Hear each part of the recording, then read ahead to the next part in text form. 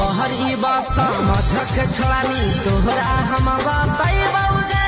गहरी बासा मझक छोड़ानी तोहरा हम बताइबौगे। आगे आवे दे समैया तोरा पैसे बसुतैबौगे।